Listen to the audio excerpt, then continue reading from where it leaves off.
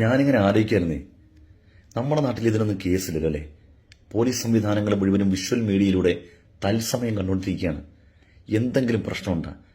ഈ അവസരത്തിലെങ്ങനെ മറ്റേ ഒരു പ്രത്യേക വിഭാഗം ഉണ്ടല്ലോ, കേരളത്തിൽ സാധാരണ ഉപയോഗിക്കാറുള്ള ഒരു പദമാണ് പ്രത്യേക ഒരു വിഭാഗം.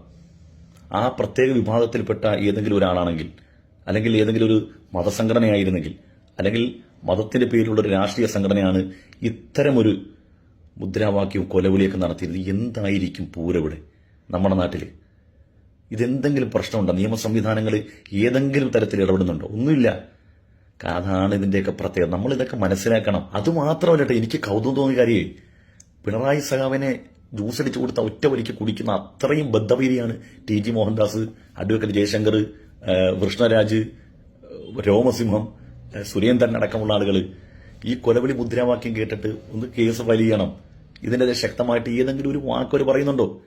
ഈ സമയത്ത് അവരെ അടിക്കാൻ ഉപയുക്തമായ ഒരു വടിയാണ് കൈ കിട്ടിയിരിക്കുന്നത്. എന്നിട്ട് അവർ മിണ്ടുന്നില്ലല്ലോ. എന്തുകൊണ്ടാണ്? ഈ ഉയർന്നു കേൾക്കുന്ന പേര് അൻവർ എന്നുള്ള പേരാണ്. അപ്പൊ സുദീർഘമായ മൗനത്തിന്റെ പിന്നിൽ കൃത്യമായ ഛേദവികാരമുണ്ട്. അതിങ്ങനെ അനുസൂദ്യം തുടർന്നുകൊണ്ടേയിരിക്കും എന്നുള്ളതാണ്. വേറെ ആരെങ്കിലെയൊക്കെ പേരിലാണെങ്കിൽ ഇവിടെ എന്തൊക്കെ വന്നേനെ. മുമ്പൊരു കുട്ടി അബദ്ധമാണ് വിളിച്ചത്, വിളിക്കാൻ പാടില്ല, തെറ്റാണ്. അതിന്റെ പേരിൽ ആ കുട്ടിയുടെ ഒപ്പം പഠിച്ച വിദ്യാർത്ഥികളെ കൊണ്ടുവരെ ഞങ്ങൾ ഈ കുട്ടി പഠിക്കുന്ന സ്കൂളിൽ ഞങ്ങൾക്ക് പഠിക്കാൻ പേടിയാണ്, ഭയമാണ്, ഞങ്ങൾ സ്കൂൾ ബഹിഷ്കരിക്കുന്നു എന്ന് പറഞ്ഞ ആ കുട്ടിയുടെ പഠനപരം മുടക്കി. അവർ ചെയ്ത അങ്ങേയറ്റം തെറ്റാണ്, വിളിക്കാൻ പാടില്ല. പക്ഷേ നീതിയുടെ പക്ഷം നിൽക്കുന്നവർ നിങ്ങൾ ചിന്തിച്ചു നോക്ക്. ഈ മുദ്രാവാക്യം ശരിയാണോ? ഇങ്ങനെ വിളിക്കാൻ പാടുണ്ടോ? ഇതിൽ നമ്മൾ സാധാരണക്കാരായ ആളുകൾ മനസ്സിലാക്കേണ്ടത് എന്താണ്? നീതിയും നെറിയും ഇവിടുത്തെ നിയമ സംവിധാനങ്ങളെല്ലാം സാധാരണക്കാരന് മാത്രം ബാധിതപ്പെട്ട കാര്യമാണ്. സാധാരണക്കാരിൽ നിന്ന് വരുന്ന അബദ്ധങ്ങളുടെ പേരിലാണ് പെറ്റിയടിക്കലും നിയമം കൊണ്ട് ശക്തമായി അവനെ നേരിടുകയൊക്കെ ചെയ്യുന്നത്. അല്ലാത്ത രാഷ്ട്രീയ പിടിപാടുള്ള പ്രത്യേക രാഷ്ട്രീയക്കാർക്കൊന്നും ഇതൊന്നും ഒരു വിഷയമല്ല. വിഷയമായിരുന്നു എങ്കിൽ തത്സമയം ഇവിടുത്തെ പോലീസ് സംവിധാനം കണ്ടുകൊണ്ടിരിക്കുകയാണ് ഈ കൊലവിളി മുദ്രാവാക്യം നടന്നത്. ആരുടെ പേരിലാണെങ്കിലും, അൻവറിന്റെ എന്നല്ല, ഇവിടെ ഒരു മനുഷ്യന്റെയും ഒരു വ്യക്തിയുടെ പേരിൽ അങ്ങനെ വിളിക്കാൻ പാടില്ല. ഇത് ശക്തമായി ഇവിടെ ഇങ്ങനെ വിളി നടക്കുമ്പോഴും ഇതെല്ലാം കാണുന്ന ഏതെങ്കിലും സംവിധാനങ്ങൾ ഒരു വിരലെങ്കിലും അനക്കുന്നുണ്ടോ?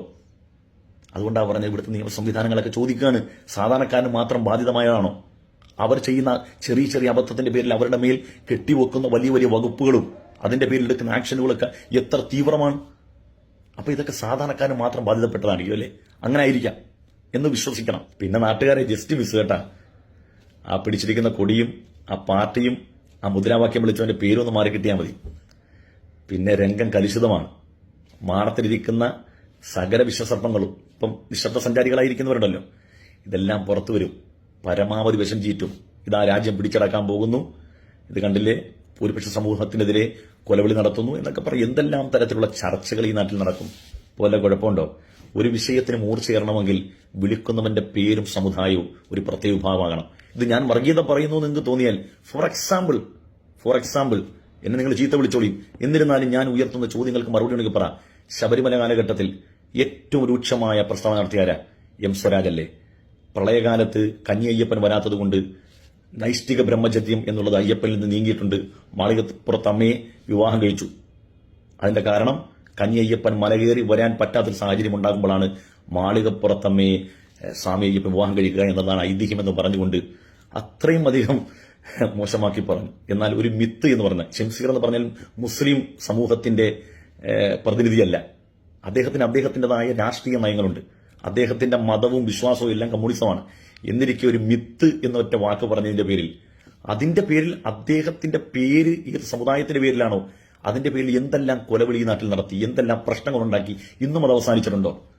സമീപ ദിവസം അഡ്വക്കേറ്റ് ഷംസീർ പറഞ്ഞില്ലേ, RSS പോലൊരു സംഘടന ഇന്ത്യയിലെ പ്രധാനപ്പെട്ട സംഘടനയാണെന്ന് പറയേണ്ടി വരുന്നത് എന്തുകൊണ്ടാണ്? മുന്നോട്ട് പോകാൻ കഴിയില്ല, അത്ര വലിയ പ്രതിരോധ അമ്പുകൾ മുമ്പിലുണ്ട് എന്ന് മനസ്സിലാക്കിയിട്ടാണ്. അപ്പൊ ഒരാൾ മതവിശ്വാസിയല്ല എന്നിരിക്കെ തന്നെ അയാളുടെ പേര് മുസ്ലിം നാമമാണെങ്കിൽ അത് വെച്ചുകൊണ്ട് തന്നെ ഒരു സമുദായത്തെ അടിക്കും. എന്നാലോ എം സ്വരാജിനെ പോലുള്ള ആളുകൾക്ക് എന്തും പറയാം, ഒരക്ഷരം മിണ്ടൂല. ഇതാണ് കാപഡ്യം എന്ന് പറയുക. ഇതിനാണ് വിശ്വാസം എന്നല്ല പറയുക. ഇതൊരു ആദർശത്തെ നിലനിർത്താൻ വേണ്ടിയൊന്നുമല്ല, ഒരു സമൂഹത്തിന്റെ ഉന്മൂലനം കാത്തു കഴിയുന്ന കുറച്ച് ആളുകൾ. നമുക്ക് നോക്കാം.